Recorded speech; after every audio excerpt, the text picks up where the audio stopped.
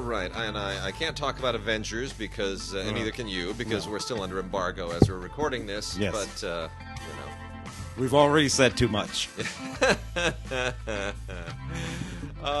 Anyway, we're still gonna rope Mark into doing a little something before he leaves here. He's here with his girlfriend, so Yes. there's time is of the essence. I also want to point out that Tim has Barbarella playing on the screen behind us, volume down.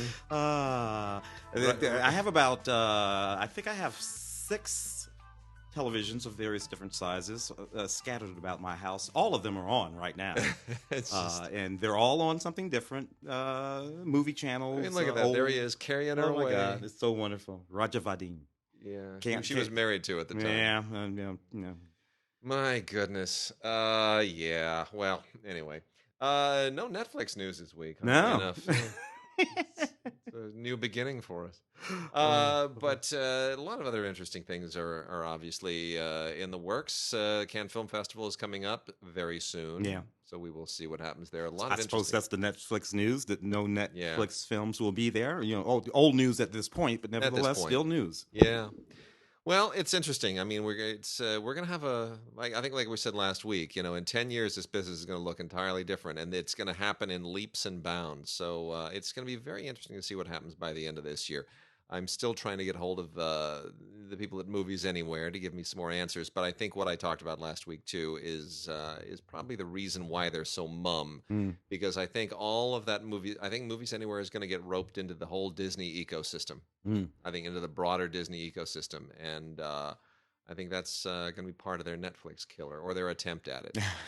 Wondering what that's going to be priced. What do you think that'll be priced? Do you think it'll be it has to be. I mean, they're going to. It has to live within that zone of Netflix, Hulu, whatever it is that Amazon Prime divides out to. But it's not going to be less than Netflix. It's going to be a little more. I'm going to say their feeling is if you want access to, Snow White and Frozen and Beauty and the Beast on tap, we're going to make you pay $12.99.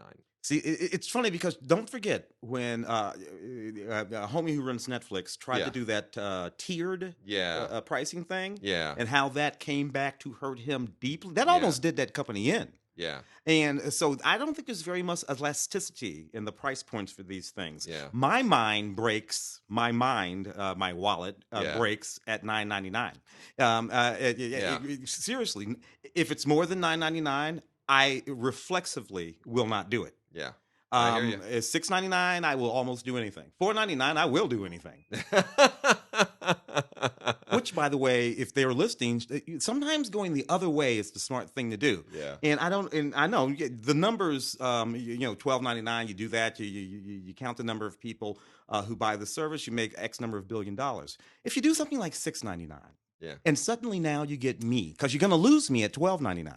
Disney never goes that direction. Never goes that direction. They never go that direction. But they would get me, and I just think that some of these companies should think about it like that. If we go the other way, how many more people will we get? But everything they do what they do. Yep. Well, anyway, we have a giveaway this week. We've got a little bit of listener mail, and we will get to all of that in time. But first, right out of the gate, I'm going to touch on some anime. And we're going to start off with Mary and the Witch's Flower. Oh, so good. Which does not come to us from an anime house. This comes to us from Universal with Movies Anywhere, as we were just talking about, that you can add this to your Movies Anywhere digital locker. And Mary and the Witch's Flower is one of the increasingly more commercial anime releases that are coming out every year from GKids. GKids is the company that's kind of become the go-to animation distributor. That's what they do. They're a distributor theatrically of international animation, and most of it typically is anime every year. But when we get that GKids packet for our award season, it always has a lot of really interesting stuff in it. Sometimes French and Irish and everything else. So that's always really interesting. Still, but they release through Universal, and the films that they keep picking up, the animated, the Japanese anime films, are consistently now really interesting. They're not like the other anime stuff I'm going to mention, which typically comes to us from Funimation and Section 23 and and write stuff. They tend to have a very Western flavor, and their Western subject matter, and they really they do well. It's really smart. It's a very smartly run company. So Mary and the Witch's Flower, they went and did new voice tracks for this. They went and dubbed it over with this is from director Hiromasa Yonebayashi, who's done many terrific films. When Marnie was there, and he worked on Spirited Away as well. Yeah. And they went and got some really good voice talent for this. Kate Winslet and Jim Broadbent perfectly give it that perfect European flavor. It's really tremendous. This is basically a European story about a young girl who lives with her great aunt, and it turns out that her great aunt might actually be more than she appears to be. Mm-hmm. And we get into Harry Potter territory pretty Well, soon. that opening sequence, it's beautiful. it's right? absolutely beautiful, breathtaking. Little girl Yeah. being chased by these sort of wibbly wobbly, scary Yeah. things, and this scary old woman, and she has this flaming red hair, and she's running and running. It's also fluid and fast. Yeah. It's just wonderful, and she leaps. Yeah. Off that, and man, I'm sitting at the edge of my Yeah. chair, and I'm like, oh my god, Yeah. and I'm completely all animation. But you know what's interesting about it? It is not remotely Pixar-ish No. in any way. Mm-mm. Yet it captivated me and had me in a knot for most of this movie. And it's my thing about animation. Animation Yeah. should look like a cartoon, man. Yeah. And in many respects, I actually like this better than Harry Potter. Yeah. It's wonderful, and a lot of great bonus features on here. There's a press conference and a little special from NTV on the making of the film, which is really rewarding. And they have a conversation with the Yonebayashi as well, which is great. So Mary and the Witch's Flower, highly recommended. Blu-ray, DVD, and Movies Anywhere. That comes to us from Studio Ponoc. And then other anime here. Now we're getting into a little more traditional stuff. From the Sentai, and let me sort this out. Hold on a second here. We got two from Sentai. The first one is Atom, the Beginning, the Complete Collection. This is good, but it's very specialized. It's very let's say if you're an anime historian, this will mean probably a great more to you. Because it ties into the history of Astro Boy, and if you're not really like an Astro Boy aficionado, you won't really quite know what to make of a lot of this. A lot of the inside stuff, the inside baseball stuff, will really kind of miss you. But otherwise, if you are into Astro Boy, this is fascinating stuff, and it really is. It makes itself part of the universe in a really intriguing way. So I don't want to give anything away because I know there are Astro Boy fans out there, but this is really very cool. And then here's something totally off the wall. Complete Collection Season 1 of Classicaloid. Now, classical, that's classical with OID at the end, like droid, Classicaloid. Musical, Classicaloid. This is just totally off the wall stuff. This gets into that. This is part of that high school oriented subgenre of anime again. Everything where it's all the politics of what goes on in schools. Very often it centers around athletics and clubs and cliques and all that kind of stuff. This is a musical themed thing, hence classical, the Classicaloid, and it's very odd. These two strange figures here who call themselves Classicaloids they have powers, and the power is related to their music, and it can do all kinds of really weird cosmic stuff. And you got these kids who are learning classical music, and now they're finding out that classical music may tie into some kind of magical power stuff. It's very weird. And it's like Beethoven and Chopin and everything. It's all part of this in a very weird way. Sometimes I wonder if there are drugs on the Japanese islands that the rest of the world doesn't have. Anyway, it's very off the wall, but it's very aggressive and interesting and cool all at the same time. Digimon Adventure Try is out with a new installment. This is called Loss. Continues to be more of the same, pretty much. This is from the people at Shout. Used to come to us from Cinedigm. It's now over with Shout, but this is, it's another really cool Digimon movie. If you like that whole robotic world, it's similar in many respects to all the other giant robot and cyberpunk stuff that happens. So, Digimon Adventure Try. The new installment is Loss. And then lastly, this is great. This is more Mobile Suit Gundam, more of the Gundam universe. This is from Sunrise, which is released by Right Stuff, and you can always get their stuff from Right Stuff over at rightstuffanime.com. That's stuff with one F. So Right Stuff, STUF, anime.com is where you can always get the stuff from Right Stuff. The right stuff from Right Stuff. Yeah. This is Mobile Suit Gundam Age. I know if you're following Gundam, you're like there are 27 different Gundam storylines and threads, and I can't keep track of all of it, and the universe is just too huge. It's like it's okay, just settle down, pick one. It all kind of falls into place. It's all worthwhile. Gundam is maybe the most elaborate, self-contained universe anywhere in animation or live action. It's pretty great.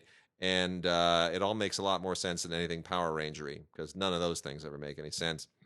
But anyway, this is all taking place in the year AG, which stands for Advanced Generation 101. And there's a space colony that gets attacked by something mysterious. And of course, now we get into the Gundamization of it. It's very well told. It's not as well animated as some other Gundam, but it's certainly really, really well written and conceived. So a lot of interesting stuff there. That is our anime for the week. Good. You want to knock off a few? What do we got over here? Well, we have a ton of foreign. I've separated it into East-West because a lot of it is Asian. Well, you got to. It's a lot of it is Asian this week, so I want to give that kind of its own profile. Let's talk about some of the. Let's go to foreign. Okay, Let's do some foreign stuff. Knock off a couple of those if you would. Yeah. So we've got from Eclipse. The Eclipse line of the Criterion Collection. This is great. Ingrid Bergman's Swedish Years. So many great talents in Hollywood came from other countries. And Hollywood has always been a really, even though it's the American film industry, it's always been a great aggregator of talent from overseas. And people are not often exposed to what a lot of that talent did before they came here. Like, you ever seen anything that Michael Curtiz did before he came to Hollywood? No, you just know Casablanca. Anybody ever seen those Billy Wilder movies that he did in Germany? Well, Milos Forman just passed away, and most people haven't seen Fireman's Ball. No, they haven't. But they know, they know of it. Yeah. But he was a filmmaker before. Yes, he was.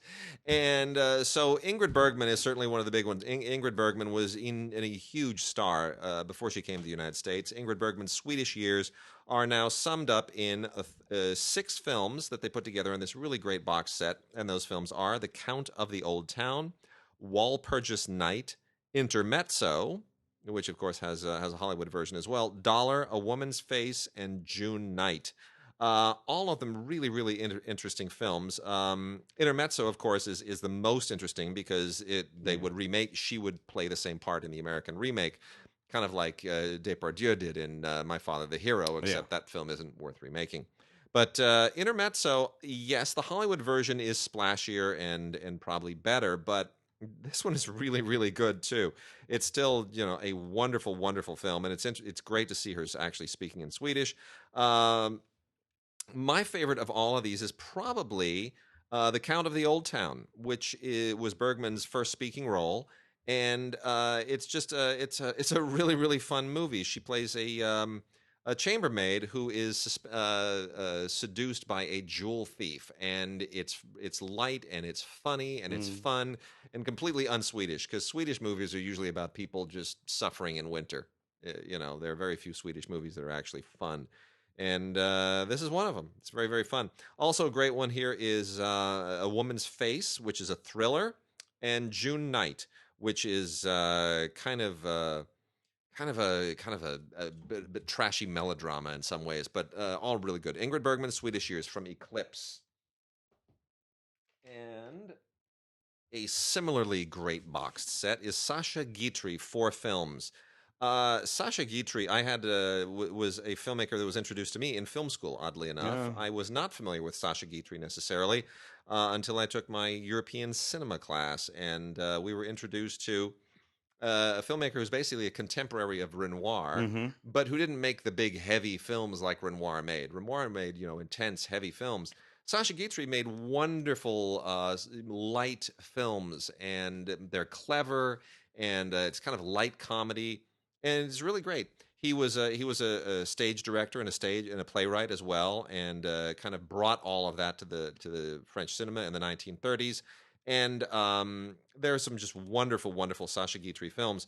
The four films here are not necessarily his best, but they're all really, really good. There's The New Testament, My Father Was Right, Let's Make a Dream, and then Let's Go Up the Champs-Elysees.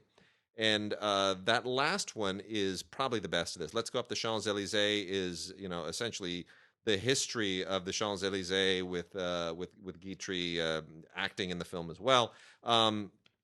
It's it's all of these are based on theatrical things that he did. They're all based on stage productions that he did previously, but they're all wonderful, and there are some great extras on here. This is from Arrow Academy.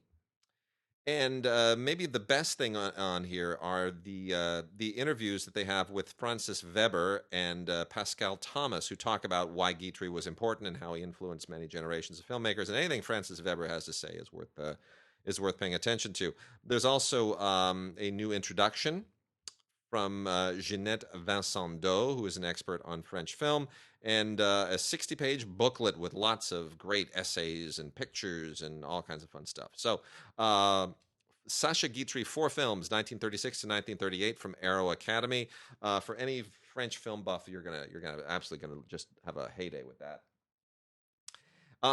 From Criterion, as long as we're on the elite line here, The Color of Pomegranates. Now, Oh my God, that hopefully, film's so wonderful. isn't it great?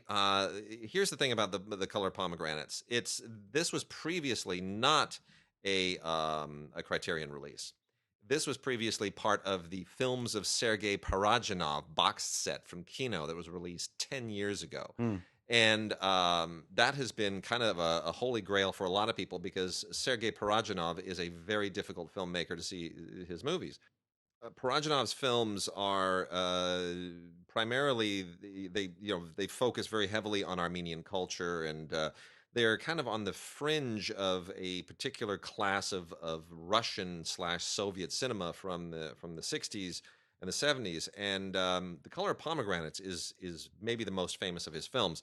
So I'm thrilled that Criterion has this. I am hoping that at some point they get to the others, which from that box set, which are Shadows of Forgotten Ancestors, The Legend of Surum Fortress, which is great, and Ashik Karib.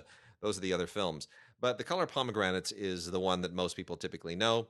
It's 78 minutes long. It's a breezy watch in a lot of different languages from the region, from the Caucasus, and it's just absolutely beautiful. It all takes place. It centers around a troubadour by the name of Sayat Nova in the 18th century, and kind of profiles and then follows his troubadour journeys. Anyway, it's really a much more I don't want to say it's surrealistic. It's more poetic. It's almost Mm. more. I don't want to even say it's magical realism, but it is a much more poetic film than what you get from that era.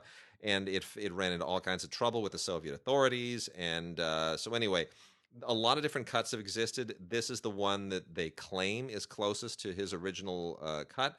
I'm going to trust the people at Criterion because I trust them with anything. This is part of a new 4K restoration, and it's really terrific. Lots of great extras on here. People discussing his work and video essays, and it's there's even a documentaries from 1977 and 2003 on Sayat Nova and Parajanov.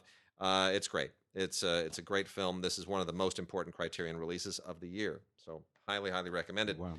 And then lastly, we got on my little bit here from Indiepix, we have the Indiepix Festival Favorites, volumes 4 and 5. Indiepix tends to take some of these films that have maybe not be so much on the radar in their library, and they put them together into festival favorite packages, 3 apiece. And volume 4 is Soldat Jeanette, which is really, really good, along with So Bright Is the View, which is a Romanian film. And they put that along with Blast, which is probably the most powerful of the films in this lot. Blast is a Greek, German, Dutch co-production from 2014.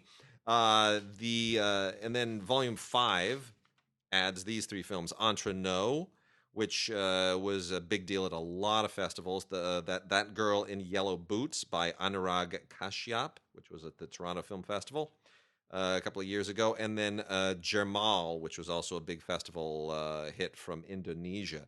So those 6 films would not be on your radar if not for the Indiepix Festival Favorites thing. And I'm going to recommend all 6 of these. We've got a lot to talk about this week, so I don't have time to get into each of these individually. But Entre was a big deal. The Girl in Yellow Boots was a big deal. Jermal was kind of off the radar a little bit. It's worth discovering. Indonesian cinema is really, really interesting. And of the other one, you know what? I had not seen So Bright Is the View, the Romanian film, but I'm up and down on Romanian films, and this one is this one I'm a little bit I'm up on. I thought it was really, really interesting. It's not as kind of dull and static. The death of Mr. Lazarescu. So hate that movie. Christy Puyu, I think it was. I so hate that movie. I don't know. Whatever. I kind of dig that. In Between is a Palestinian film that I really, really, really like. It's about these Palestinian women. Current present day, set present day, and the thing about Palestine is that it is a country that has more young people than anything. These young people want to live modern Western lives, but there are these zealots all around them that don't want them, particularly the older men. And it's about how these women try to deal with this thing. If you look at the cover of the box, it's right there. You have a woman with a hijab on, and then you have another woman standing there in a leather jacket smoking a joint, smoking something. And you have another woman standing there, and it's about taboo breaking. And it's about the pressures of society, and it really, really is good. There was a wonderful movie called Head On that I think. Oh yes, that's the German Turkish Fatih Akin. Film. I love that movie. That German Turkish thing. It lives in that vein because things happen. So it's a great one there. The Treasure. This movie is really quite interesting. Speaking of films, you remember what was that wonderful movie, A Simple Plan? Yeah. The Treasure kind of reminds me of A Simple Plan. Just say that director's name for me, if you would. Here we go. We were just talking about Romanian. Although this is set in Corsica. This is let's see, by Corneliu Porumboiu. Exactly. Corneliu Porumboiu. And you know the film that you know him from. You know him from Police Adjective. That's the film you know him from. Yeah, that bored me. And 1208 to Bucharest. Yes, see, 1208 east of Bucharest, I liked. Police Adjective, honestly, when he starts reading the dictionary, I wanted to just strangle people. Anyway, well, that's interesting. Okay, I'm mixed on him. So he would be one of the ones that we were talking about. This won the Uncertain Regard section at Cannes, apparently. All right, okay. Which is interesting. And anyway, it's a neat little movie. It kind of reminds me of The Simple Plan. This guy is strapped for money, and he's told that on his family farm there is some treasure buried from a previous heist years ago, and they go out there. It gets a little bit comical, and you're digging up and they're looking around for everything. But it's kind of a neat movie. I rather like it.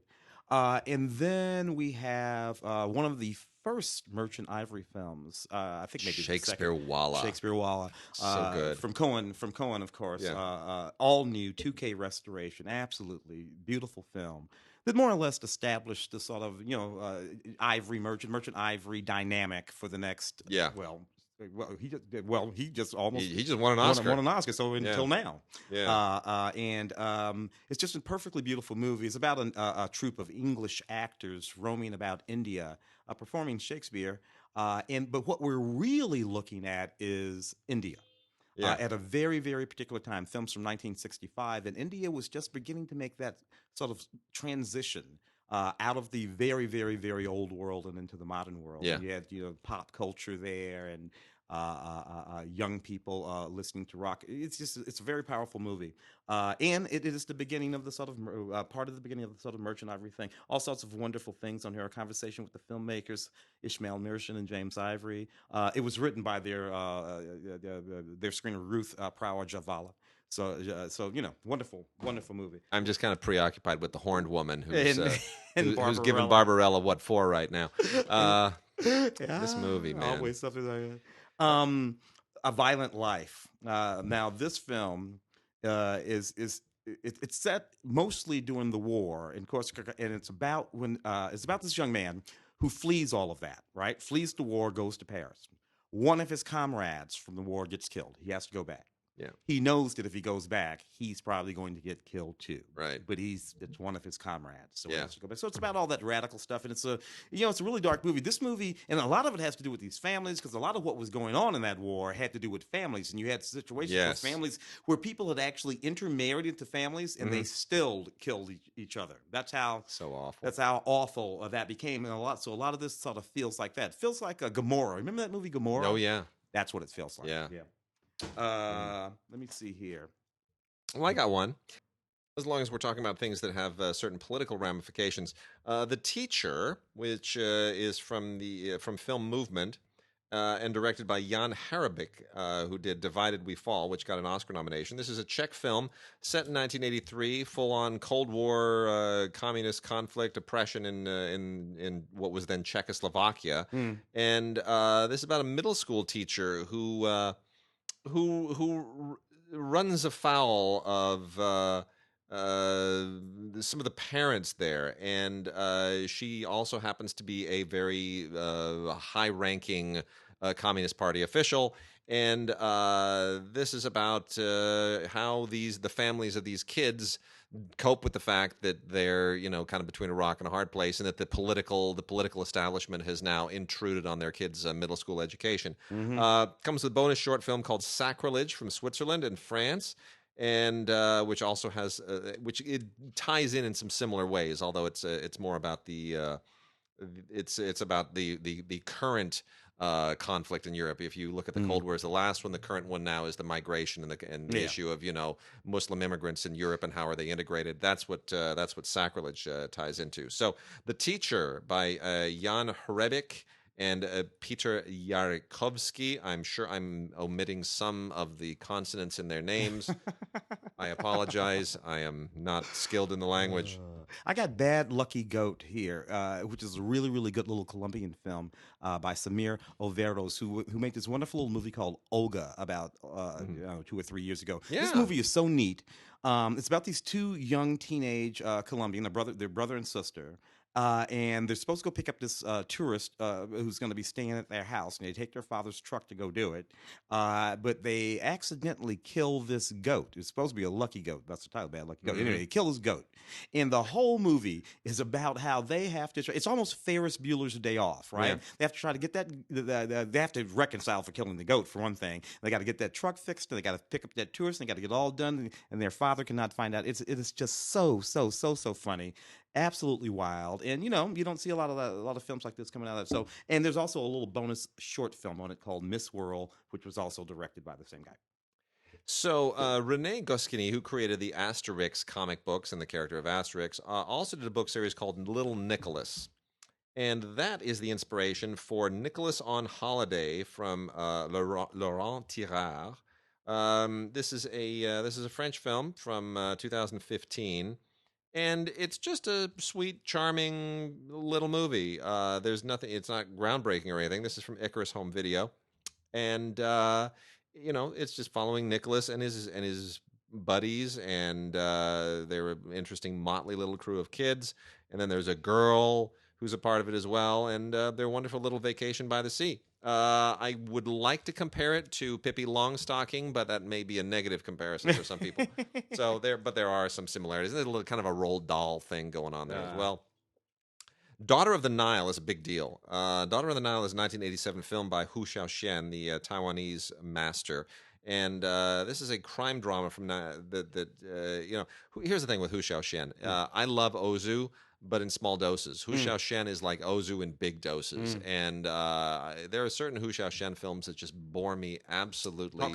Stillness is their thing. Oh my Stillness. gosh! The Puppet Master. I'm going to tell the story again. I know I've told it before, but the Puppet Master, which won an award at Cannes in '92. I saw that with a couple of Swedish friends and a Canadian friend.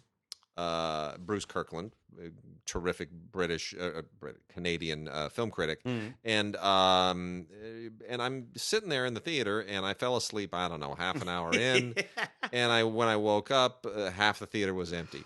And then I fell asleep again. The movie's like 2 hours and 40 minutes long. It's ridiculous. Justin Chang is going to hear this and be very I know he is.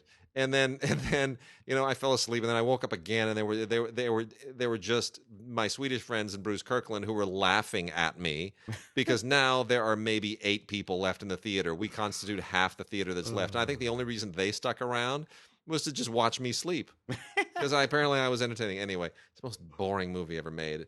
And it won an award. Still, The Assassin is a cool film. That was his last thing. And this takes you back to 1987, where he was in 87. And it's definitely a more interesting film. This is from Cohen. It's a 4K restoration. It's definitely more interesting than a lot of his other stuff. It's a contemporary drama. It's semi-based on a Japanese manga. And it all takes place in the Taiwanese crime world. And that's a bit of a switch up for Hu Xiaoshen in many respects. This film was not widely seen here, so this is going to be a revelation to a lot of people. It's really long. I like Flight of the Red Balloon. That's just a perfectly lovely little movie. See, that's more my speed. Yeah, there you go. Yeah, that's more my speed. But in any case, this is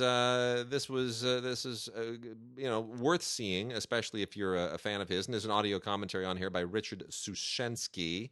And a new interview with Tony Raines, who's just great. I've met Tony Raines, I think, once, but he's part of the club of Asian film experts, and he's terrific. Poor Barbarella's getting all of her stuff's all getting ripped up. The costumes on this thing. What was the? I can't even get into it. It's pre-Victoria's Secrets. And then director named Jan England. Film called 154, as in the time, like 1:54, the numerals. This is from Breaking Glass, and this is a French language LGBT film that is very, very unlike what typically you get in the genre out of Europe.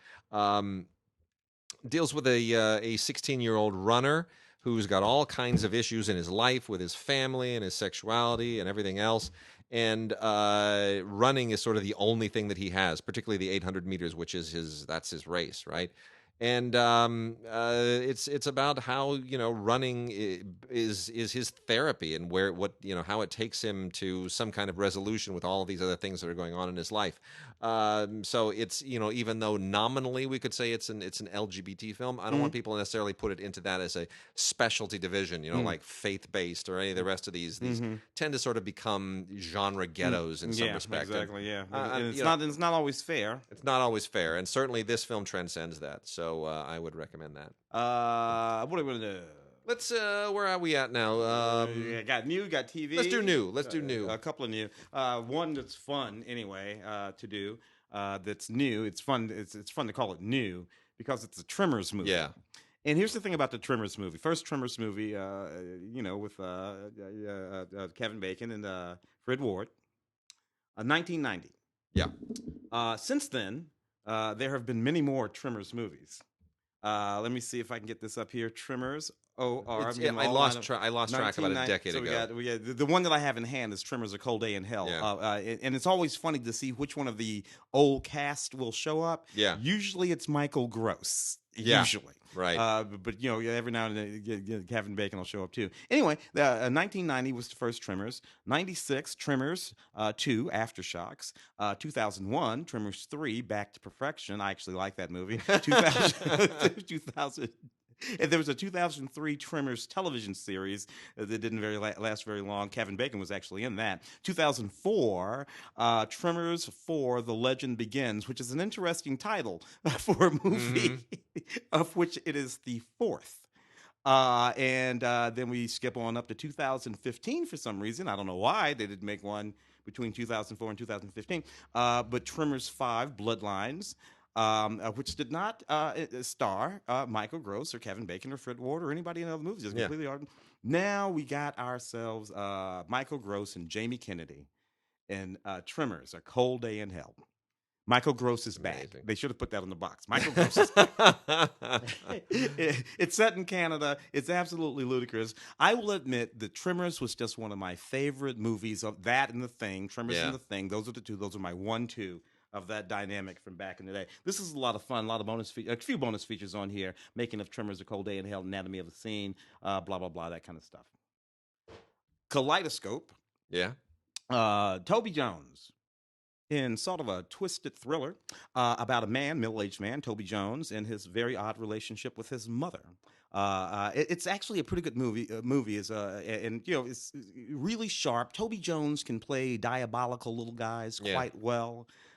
He's in Wayward Pines, which is his television show. Yeah. I remember Wayward Pines. Yeah. And he's quite good in that kind of stuff. Anyway, bonus features include behind-the-scenes stuff and some featurettes and a little bit more. Kaleidoscope. The Followers is one of these sort of modern movies or movies that look at modern culture and try to find something horrifying in it. Yeah. Which is easy, by the way. That's like super easy. This one has a sort of social media couple that's famous in social media. Yeah. And they go out camping to do something, and then now a stalker illustrates for them how easy it is to be found no matter where you go if you use social media too much. They use it every day. He finds them and terrifies them. It's actually, kind of a creepy film, but it's trying to make that point that these movies always try to make. Oh, be careful of your social media. Maya the Bee movie, Maya the Bee 2, Honey Games. This is just the cutest little movie. Why would they make a sequel for that? Why do you Did the first one make any money? No, Must of course. have. Yeah. Does Hero? No? Oh, no, not Maya the Bee. No, won't do it. She wants to squash bees right now. It's not a good thing. She'll be taking her little fly swatter and smacking it at the TV. That's kind of cute. Anyway, whatever. I suppose there's some kids someplace somewhere who might like it. There is a featurette on it, The Making of Maya the Bee 2. So I'm going to move to some listener mail right now. Got a really, really good one in from Jason Lair, who asked us, he said, I've heard you guys refer to some films as programmers, and producer Linda Obst refers to some films as platformers. She said, studios are no longer in the platforming business. Would you please explain these terms and whether they are relevant in the movie ecosystem we have today? Thanks for continuing the podcast. So here's the way that breaks down. Programmers, back in the day when they had A movies and B movies, when the studios were making top flight movies with movie stars that were, Betty Davis, Humphrey Bogart, that was your A movie. And it would appear typically on a double bill throughout the country. And the second movie on that double bill is something that, is a B movie. It was made quickly. It was usually some kind of a genre thing, a gangster thing, or whatever it would be. Film noir were always those movies. Yeah, it was a second tier thing, and that's what we mean when we talk about B movies. We're not talking about quality B. We're talking about they're the second film. I mean, kind of the same thing, but it means there was the A movie, which was the first one on the bill, and the B movie. Programmers kind of split the difference. Programmers were movies that platformers. Well, platformers are different. Platformers, programmers were the movies back in the day, which would be either the B film in large markets, or if you were playing the South or the Midwest, or even like the Far West at that point, if you were like, let's say Idaho, well, then you're not necessarily getting an A film. You're going to get a programmer and a B film. So a programmer could kind of split the difference. It was right in between A and B, and they were usually films that were respectably well made but very predictable. So when we talk about a programmer today, we're saying, all right, it's decent, it's well made, but it's utterly predictable, and we've seen it a million times before. And that's kind of what the term has come to mean. So the genre and the scale of the film is what you're talking about when you talk about programmers. Yes, and they are wide release movies. Platformers are not typically initially wide release movies. Platforming is the practice of, we're going to put a movie out on one screen in LA and one screen in New York, for example, and we're going to platform it. We're going to let those markets be the platform Mhm. that gets the word out, that spreads the word of mouth, that generates the publicity, gets some awards. Usually happens at the end of the year in December, and then once they get some nominations and some awards and critics groups and this and the other thing, and people are aware of them and they're on the radar, then around about late January or early February or maybe the week of Oscar nominations, boom, you blow it out to 800 theaters, 1,000 theaters, whatever it is. Oh, and whatever the sort of accolades earn it. It used to be that they would do platforming for all kinds of movies back in the Yes. day. If you go to 60s, 70s, 80s, Right. through the 90s, frankly. Yeah. Frankly, independent filmmakers would platform their movies. Yeah, they would. Yeah, four-walling is a way of platforming yourself. Mario Van Poop, Mario Peebles. badass. Yeah. He platformed. That was he made the movie, put it in, Yeah. and rolled it out. It got bigger and bigger than next thing you knew. Yeah. It got picked up. And so that's a practice the studios don't really do anymore. They want to release their movies into 4,000 theaters and then pull them back 3 months later and put it onto DVD and Blu-ray and step on to the next one. They're nursing a movie tenderly over the lifespan of 6 or 7 months is not what they do anymore. Well, I mean, the ecosystem is completely different, of course, because Yeah. if you go back far enough, there wasn't even VHS. True. The very next step for the film was second run houses. Yeah. And then eventually cut up for television. Yeah. Cut up and panned and scanned. Yeah. And then it went back in the vault. True. Unless for some particular, TV movie nights and stuff like that. But now there are too many more pit stops along the way Very to true. let some film, hang around in theaters for a year and a half. Let's talk just for a minute about some classic films here for a second. We got a giveaway, and I'm going to do the giveaway right up at the top because the giveaway is the 4K Ultra HD edition, the 40th anniversary 4K Ultra HD of Grease. That's right. Oh, ladies and really? gentlemen. Yeah, baby. Oh my God! Now, what Paramount is giving away, Paramount's being so good to us, Paramount's going to give away a grand prize pack, which includes a T-Bird, Oh wow! some nail polish, and the 4K. It's just going to be a lot of fun. So, do what you want with the T-Bird and the nail polish. I don't care. I don't know if those two things even go together. Anyway, it's a nice big old pack. You'll have a great fun. The T-Bird will be the big deal. 40th anniversary 4K edition of Grease with John Travolta and a much older Olivia Newton-John. And it's terrific. It's got the Blu-ray of the film, the 4K, deleted, extended, and alternate scenes, mementos, all kinds of featurette looks back. It's just great. I have seen this you ever seen this with the sing-along version? No. Where they have the words and the bouncing ball and No. everybody sits in the Paramount Theater together because that's the only place I ever saw it, and you just sing along. Grease is the word. It's a lot of fun. God. They're It's both really so beautiful. it's so much fun. And Although the that clef in her chin is fake, his is real. Well, anyway, I just love this. Look at me, Sandra D.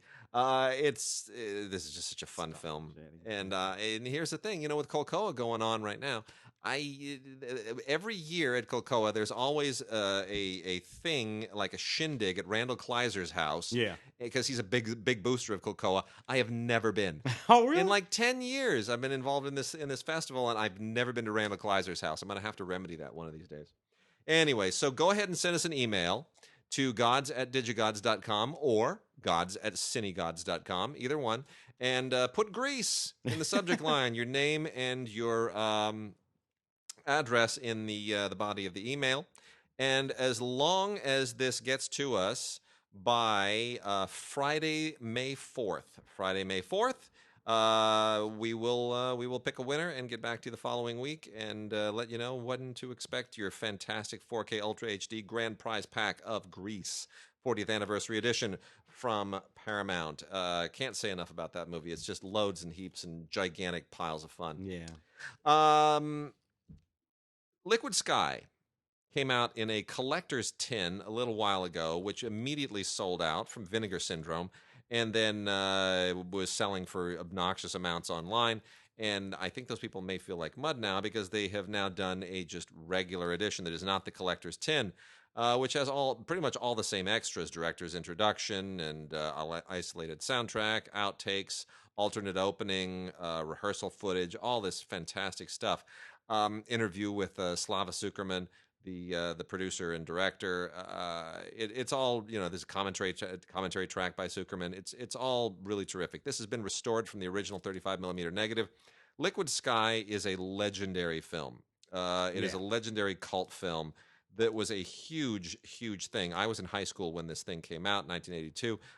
It's a big deal. Yeah. And it kind of captures not only the indie scene of the 80s, that transition into the whole kind of indie filmmaking obscura of the 80s that's very different from the 70s, but it captures a kind of an avant-gardist sensibility. Oh, absolutely. Right? Yeah. That was part of European filmmaking at the same time. Yeah. So I just think Liquid Sky is just an amazingly cool movie. It comes out of the tradition of the film that's playing behind us to a certain extent. To Barbarella, only, slightly darker because, he was Soviet Russia. Yeah. And he went to Israel for a while.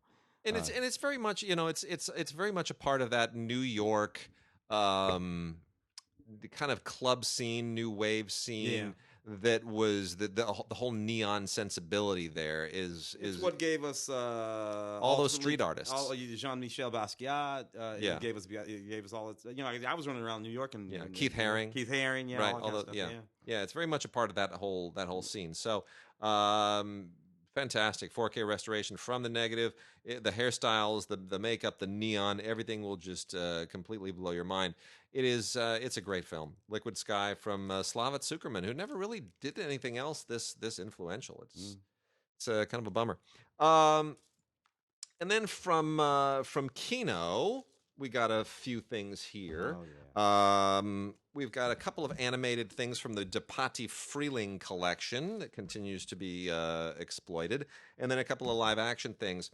The Depatie Freling titles are The Dogfather, which is like my least favorite of the Depatie Freling things. The Dogfather is just a little bit too obvious of a pun, and it's not their best animation, but it does come with a couple of really great documentaries on it, Chips Off the Old Blockbusters and Tales of Production and Production Overload. Those are both interesting. There are also audio commentaries on here from Mark Arnold and Jerry Beck and Greg Ford, along with cartoon writer William Hohauser. The better one for my money is Mr. Jaw. Mr. Jaw is a lot of fun. It's kind of unfortunately forgotten, but it's really quite clever. I'm just watching the S&M stuff here that's now happening in Barbarella. This film is so much more risque than I actually remember it. Maybe it's just I'm focused on it right now. Anyway, all of the same documentaries are, of course, present on here, and audio commentaries by the same group of people. But here's the thing.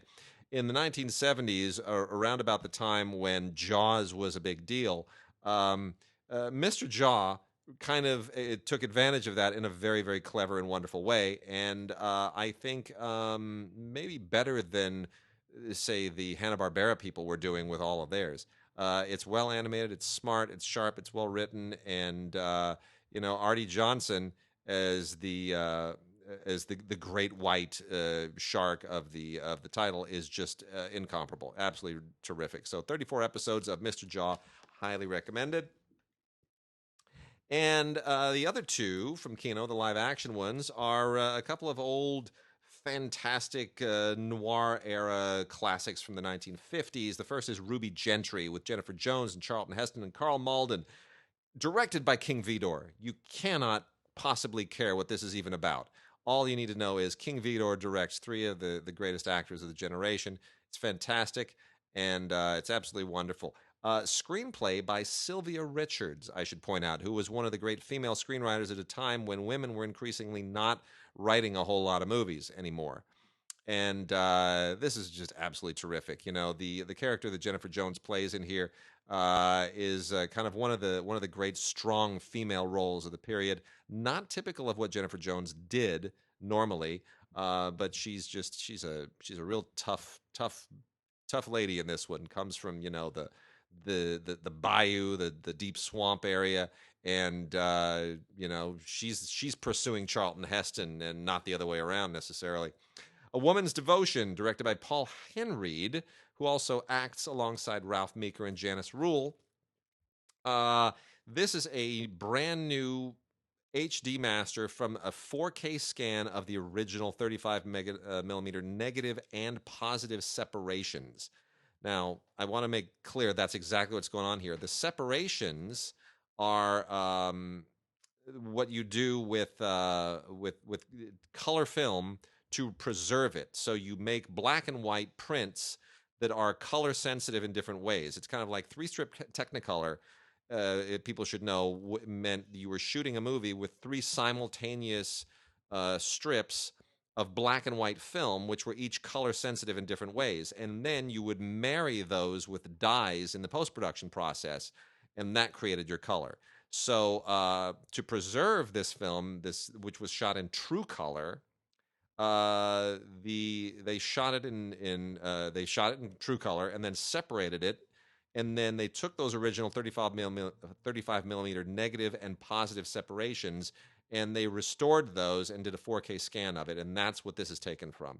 So a lot of work went into this. Paul Henry, not known as a director, basically known as an actor, and does a great job here with a fascinating kind of a pseudo-noir about a couple who go to Acapulco for their honeymoon and wind up in a like kind of a crazy Hitchcockian murder scenario. It's really, really interesting. It's a thriller, it's a noir, and yet it's something more than all those things. It's really, really interesting. So I would say you got to see this. This is just a really, really smart film made by Republic at the time. Really daring, very typical of what Republic was doing to kind of push the envelope and create something new. So terrific. That one is from 1956, and Ruby Gentry is from 1952. Great movies from 1952. Good, solid noir style, both of them. From the folks over at Criterion, I have Jim Jarmusch's 1995 film with Johnny Depp, Dead Man. Which is another film that I particularly like. I'm a big fan of Jim Jarmusch, generally speaking. Yeah, Ghost Dog, all that. This film is more interesting than it is good. Basically, it's about a guy who's been shot, and he's dying through the whole film, and he ends up out in the West with this Indian, Native American, called Nobody. And it's all about his journey into death, really. Yeah. That's really all that's going on in the movie as he sort of walks around and rides around. One of the last really interesting performances Johnny Depp gave before he started playing that pirate. Yeah. And which was only interesting once, Johnny. Only the one time. Nevertheless, this Blu-ray is approved by Jim Jarmusch's 4K digital restoration. Quite beautiful. And all kinds of neat things here on this Criterion Collection DVD. The other one from Criterion Collection is Sofia Coppola's Virgin Suicides. Her debut. Yeah. Her debut. I think we knew she was something special already at this time. This marked her as a director separate and apart from her father. Yes, it did. That was, and self-assured. From a Jeffrey Eugenides, how do you say his name? The novelist. I mess it up all the time. But it's from this novel, and it's about these sisters in 1974 in Detroit, in this well-to-do neighborhood. And I love this movie because it's told from the perspective of these 3 or 4 boys. I think it was 3 boys. And this movie gave us Josh Hartnett. This movie gave us, Kirsten Dunst. Well, Kirsten Dunst actually. It established her as something as a grown-up. After the interview with a vampire. Yeah. Sort of thing. And it's just really a heartbreaking movie about this thing that happens in this family in 1974. These lovely sisters. And James Woods and Kathleen Turner play their father, and he's very strict and very sort of religious, and it's I suppose what happens is in the title, the Virgin Suicides, and it's just sort of heartbreaking. And it was really, really beautifully shot. Criterion Collection, 1999. And then let's see, we got some TV, and I'm going to do some of the Asian theme stuff. I probably should have put the Hu Xiaoshen thing into this pile, but I'm going to dive into this. We got some cool Asian titles here. From Arrow Video, Seijun Suzuki, The Early Years, Volume 2, Border Crossings, the crime and action movies. So Seijun Suzuki, part of a class of Japanese filmmakers that are not new wave. Mm-hmm. They're not really breaking any new ground in the art of cinema, But what they are is they're really dipping their toes into genre films in a really interesting and invigorating way. My personal favorite is Kinji Fukasaku, who I think is the all-time class master as far as Yakuza movies go. But Seijun Suzuki really in the same class as far as dealing with those subject matters in Japanese cinema.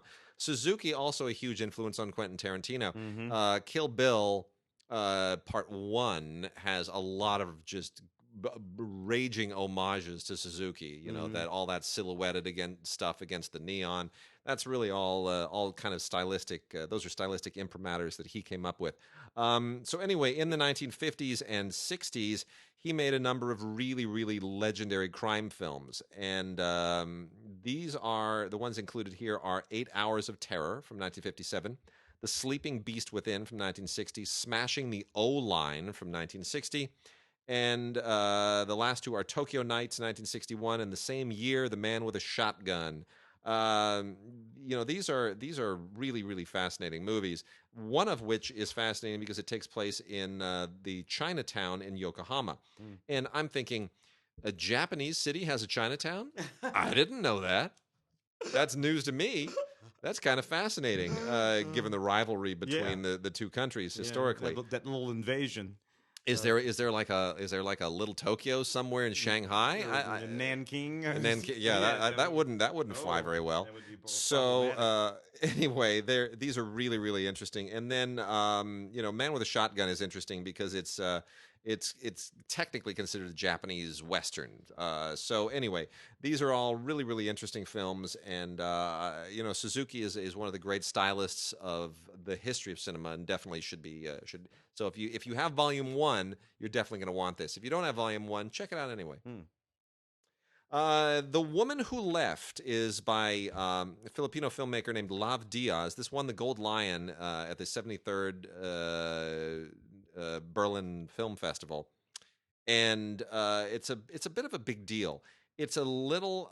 If you aren't familiar with Philippine history, it might be a little bit much to sort of wrap yourself around, because this takes place over many, many, many, many years, and deals with incidents and events and characters that sort of connect to things that are probably more meaningful if you're a Filipino than not. But there's a sort of an epic Russian sensibility to it that is really, really interesting. And Filipino cinema is not typically renowned around the world. There are a number of Filipino filmmakers who are really emerging. It's not really a functional industry right now. It doesn't have crews and facilities and all those things, but these filmmakers are emerging. Mostly, the Philippine industry is best known for a lot of American independent films that were made in the 1950s. Kind of World War II movies about things that happened in the Philippines. Yeah, and of course, some of the black exploitation cats went to the Philippines in the early 70s and made at the same time that there were a lot of Filipino vampire movies being made. I have a friend who loves Filipino vampire movies, loves them. They were all made in the 1970s and the late 60s, and they are cheesy as can be. But for some reason, he can just sit on his butt and watch Filipino vampire movies for hours on end and laugh himself into a complete and total stupor. Anyway, this is a long movie. It is 4 hours long, and it is really very all-encompassing. But it is worth the investment eventually to watch this giant kind of War and Peace-like saga. Let's see the others here. I'm going to cut through fairly quickly. Along with the Gods, The Two Worlds is from Welgo.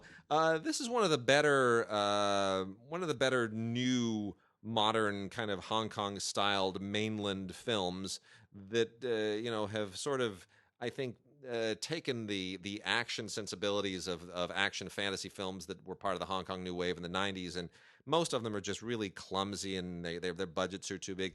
This is actually a lot better. This is in those same sensibilities, but I enjoyed it a lot more. It's basically about a firefighter who goes to the netherworld, the afterlife, whatever you want to call it, and has to sort of go through a Shaolin kind of test in order to come back to the earth. It's an interesting idea, and it's really executed with a lot of panache and artistry. Along with the Gods, The Two Worlds. That's on Blu-ray from Welgo. And then on the other end of the spectrum is the new Choi Huk film, The Thousand Faces of Dunjia, Dunjia. You know what? I love Choi Huk, who wrote and produced this. I love Yun Woo Ping, who directed it. They are both legends. I could not make hide nor hair of what this movie is about. I got to be honest with you. I thought I loved the look of it. I loved the style of it.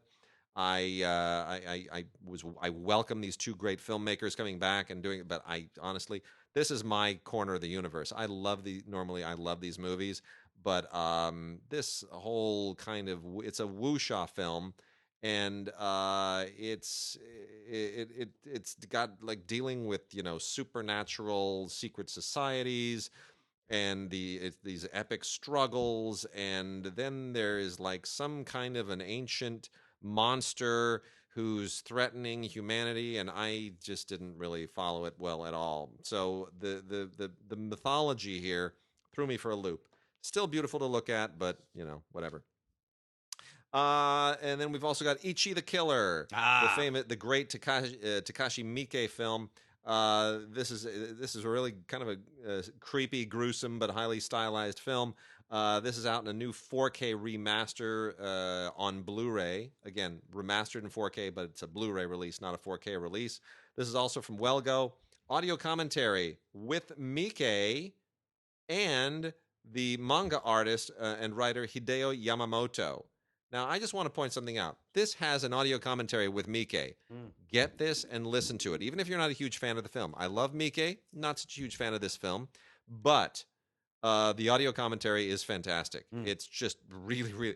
Miike doesn't appear in public very much. No. He's, and when he is, he doesn't say anything. Andy and I did a commentary for Miike's Gozu, which... as I've said here before, is really just Andy and Wade sitting there going, "That's pretty weird, Andy." You're right, Wade. That's really weird. We did that for 2 hours, and it got turned into a commentary. But we also interviewed Miike the same day we did the commentary, and he's a weird dude. That's all I'm going to tell you. He's a talented man, but he's a weird dude. Is he Nick Rogue weird? No, he's like... He's like what's his name? The actor who did the Brown Bunny.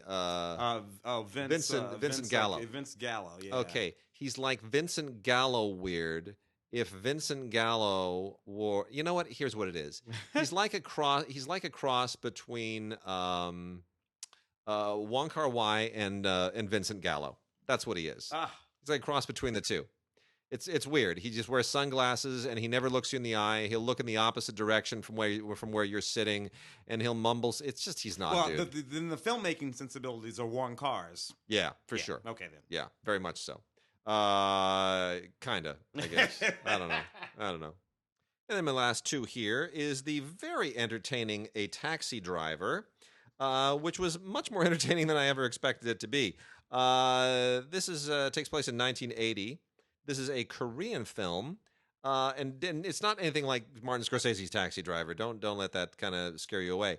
No, this is about a Korean taxi driver who is having a really hard time, and he's hired by a foreign journalist to take him to the city of Gwangju for the day. And all in 1980 was a big momentous year in the history of South Korea, for those who don't know, because there was like a coup that year, and South Korea was not always as stable as we think it is. If you're from our generation, you know that there was a time when people looked at South Korea and North Korea, and it was kind of a flip of the coin over which one was more oppressive. South Korea got their act together. North Korea just got worse. It used to be just a peninsula divided by military dictatorships that almost didn't matter. So anyway, but this is about that very momentous year, and you get a really interesting cultural perspective through the taxi driver and the journalist, and it's a really, really interesting movie, and it's a great it's really a terrific film. You should check it out. That's on Blu-ray. And then lastly is the wonderful Once Upon a Time. Once Upon a Time, we've also got a giveaway of. So send us an email to gods@digigods.com or gods@cinegods.com and put once, just ONCE, in the subject line, your name and your address in the body of the email. Make sure it gets to us by the 4th, and we will have our little drawing that weekend. Once Upon a Time is a really cool Chinese fantasy film based on the novel Three Lives, Three Worlds, 10 Miles of Peach Blossoms. That's such a perfect Chinese Yeah, title. yeah, You know, those long yeah. poetic titles. But I'm none familiar with the novel, but visually, this is absolutely mind-boggling. This is an unbelievably beautiful film, a fantastic fantasy journey. It is romantic. It is poetic. It spans the worlds of the immortals and the mortals, and it just puts digital effects and real effects to great effect. It is it's an epic romance. It's epic action. The design is through the roof. This is really a tremendous film. And I don't say that easily because a lot of these big flamboyant epics that have been put together through giant Chinese mega studios have been so disappointing. But Once Upon a Time, based on Three Lives, Three Worlds, 10 Miles of Peach Blossoms, is pretty terrific. So I've got to imagine that a lot of the credit goes to the source material. So that is also from Wellgo, and we are giving away 2 of those to anyone who emails us at gods@digigods.com or gods@cinegods.com. Put once in the title or in the subject line and your name and address in the body of the email. All right, Tim, we got TV. Let's wrap it out. A little bit of TV here. It is extremely interesting to me that our Dwayne Johnson, who has Rampage out there in theaters right about now, tearing up the place, it also has a television series on. And, Yep. and it has for 3 seasons. It's interesting that he can maintain. I mean, it's a cable series that he can maintain movie stardom while being on a television show. So I Yep. have the 3rd season of Ballers right here. And executive produced by Mark Wahlberg and the guys from that Entourage series. What's interesting is this show and Entourage are the same show. Yeah, they kind of are. One is set in sports, and the other one is set in the movie business. And you got, you have Dwayne Johnson. He plays this former baller who is now a high profile agent. Is going through some issues. This season is about him getting himself together. And coming out of rehab. And how does he have time for all this? Dude, it's like an amazing Seriously. thing. Well, he must have all the energy in the world. And you know what else he spent some time doing? Working out. Yeah. I'm pretty sure he spends a little time in the gym. Was that a cell phone commercial, that Super Bowl commercial where he's doing like 850 different things and he's tossing the stuff around, he's grabbing his phone, he's getting on the helicopter and he's doing this and he's doing that, and then he walks in and he shoots a commercial, and it's like, that's not far off. It can't be that far off. Dude, anyway, he made $57 million last year, and he didn't make it off of just investing. He made it working. He worked. That's $57 million in salary doing jobs. It's interesting because right now I would have thought that would have been Vin Diesel. Vin Diesel's done fine and still doing fine. Yeah, but Dwayne seems to have taken that hardest working man in showbiz. I tip my hat to him. He is awesome. Top of it. So Ballers, complete 3rd season. Genius was a really neat series. So beautifully shot. I like it. Jeffrey Rush plays the older Albert Einstein in this movie. Johnny Flynn plays the younger Albert Einstein, Emily Watson in the series. It's just a beautiful, beautiful series that not only manages to walk us through the life of Albert Einstein, but it walks us through the work of Albert Einstein. And sort of explains it as it goes, and it uses all sorts of little tricks and gimmicks they can do now to do it. And just a really, really neat thing. And from National Geographic, so it's one of those things. It's kind of it's a movie, but it's a movie with an intention. And a sort of documentarian's set of concerns. For this set from National Geographic, Dear Murderer, Series 1. What's most interesting about this series, this is from New Zealand, now in New Zealand, is that it's about this guy who's a real guy. It's based on a true guy, a guy named Mike Bungay. Who is just this hard knocks guy who came up rough and then on a flip of a coin decides to go to law school. This is in the 60s or something like that, and becomes a lawyer and becomes a very high-powered lawyer and mostly sort of represents murderers. And spies and people who have done all kinds of wacky things, and it's sort of it's an interesting life. This guy's actual life, and it's played out in this series here. 5 episodes on 2 discs here. Not much by way of special features. The Child in Time, it was aired on Masterpiece on PBS. This is a British drama with Benedict Cumberbatch and Kelly MacDonald, both of them just really being terrific. It's funny because he's Doctor Who now, he's Doctor Strange. Doctor Strange. He's Doctor Strange. He's Doctor Strange, Sherlock. and he's Sherlock, and he still has time to do this. Doctor Who's a girl. Yeah, Doctor Who's a girl now. Getting my doctors confused. Anyway, this is based on an Ian McEwan novel, and it's really beautiful and lyrical and crushing, crushing. It's devastating, right? Guy who his daughter's gone missing. And he's sort of, his wife has left him and his life is falling apart. And he's trying to put it all back together again. And it's just beautiful and beautifully made. Directed by Julian Farino, who I guarantee you is going to start doing features sometime soon. Yeah. Outlander, season 3. I like this series quite a lot. It's about this combat nurse during World War II. She's married. Yep. And in some bizarre way, she gets flung back in time to like 1740, whatever it is, Yeah. And due to a sort of set of circumstances, has to marry this sort of big Scottish sort of warrior guy. And a real romance. And what's interesting about it is that her husband, in 1945, her life in 19, it's just so much different than there. And that's the thing. She's torn between these sort of two it's a really, really neat series. Beautifully shot, wonderful costumes. I love the countryside. It's just also so good. So Outlander, quite a lot on this Blu-ray, including let's see, some deleted scenes and extended scenes and some different alternate endings. Very interesting. And lastly, we have Vice Principals, the complete series. This was an HBO original series, only lasted, one season. But it's pretty darn funny. I just don't think they promoted it very well. Danny McBride and Walton Goggins, who are both enormously funny and hugely talented, play a couple of guys who go to this high school in the South and basically try to sort of take it over.